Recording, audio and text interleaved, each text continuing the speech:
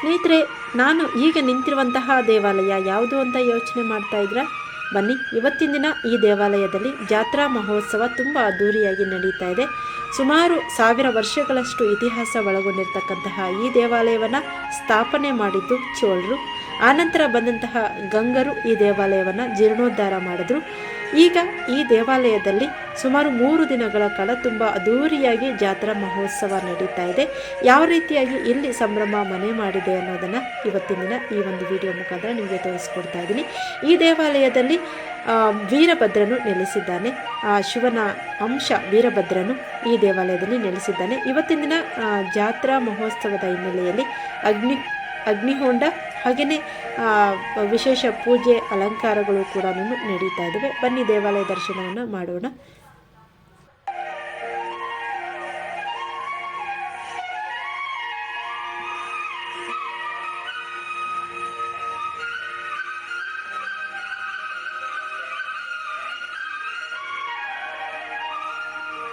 ನೋಡ್ತಾ ಇದ್ದೀವಿ, ಚೋಳರಿಂದ ನಿರ್ಮಾಣಗೊಂಡು ಗಂಗರಿಂದ ಪುನರುದ್ಧಾರಗೊಂಡಂತಹ ಜೀರ್ಣೋದ್ಧಾರಗೊಂಡಂತಹ ದೇವಾಲಯ ಇದು.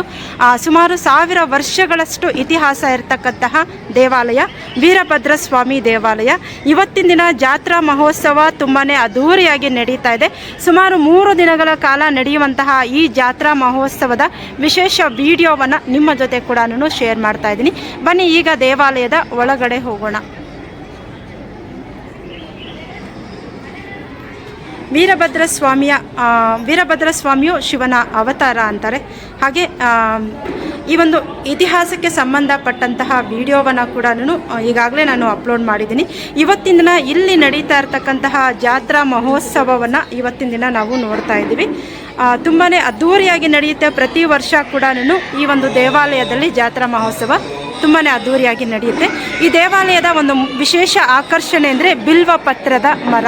ದೇವಾಲಯದ ಆವರಣದಲ್ಲಿರ್ತಕ್ಕಂತಹ ಬಿಲ್ವಪತ್ರದ ಬಿಲ್ವಪತ್ರದ ವೃಕ್ಷವನ್ನು ಕೂಡ ನೋಡ್ತಾ ಇದ್ದೀವಿ ನಾವು. ಇಲ್ಲಿ ಬರುವಂತಹ ಭಕ್ತಾದಿಗಳು ದೀಪವನ್ನು ಹಚ್ಚಿ ಬಿಲ್ವಪತ್ರ ವೃಕ್ಷದ ಕೆಳಗಡೆ ಇರ್ತಕ್ಕಂತಹ ಶಿವಲಿಂಗಕ್ಕೆ ಪೂಜೆಯನ್ನು ಕೂಡ ಸಲ್ಲಿಸ್ತಾರೆ. ಹಾಗೆ ದೀಪಾರಾಧನೆಯನ್ನು ಕೂಡ ಮಾಡ್ತಾರೆ.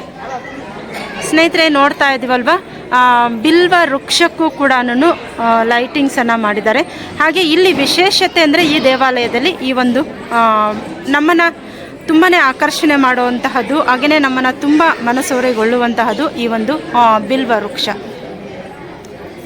ನೋಡ್ತಾ ಇದ್ದೀವಿ, ಸಂಧ್ಯಾ ಕಾಲದ ದೀಪಾರಾಧನೆಗಾಗಿ ಸುಮಾರು ಜನ ಭಕ್ತಾದಿಗಳು ಕೂಡ ಇಲ್ಲಿ ಕಾಯ್ತಾ ಇದ್ದಾರೆ.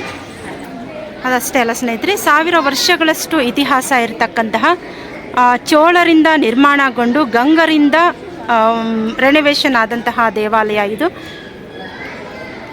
ಶಿವನ ಅಂಶವಾದಂತಹ ವೀರಭದ್ರನು ನೆಲೆಸಿರುವಂತಹ ಆಲಯ ಇದು.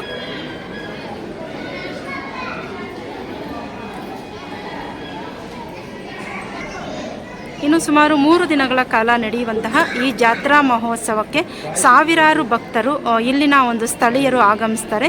ವೀರಭದ್ರನ ಆಶೀರ್ವಾದವನ್ನು ಕೂಡ ಪಡ್ಕೊಳ್ತಾರೆ.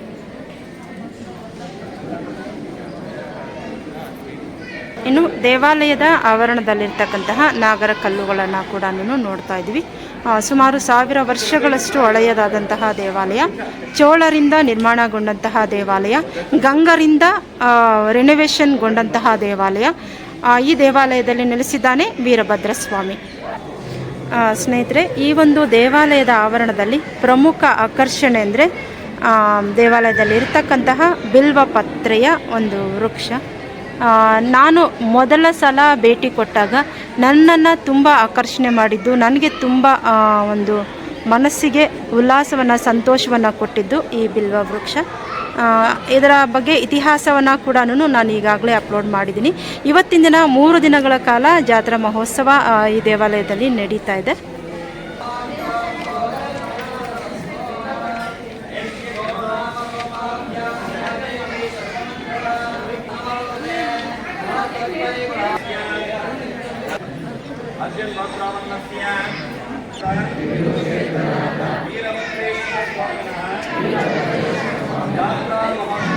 ಜಾತ್ರಾ ಮಹೋತ್ಸವ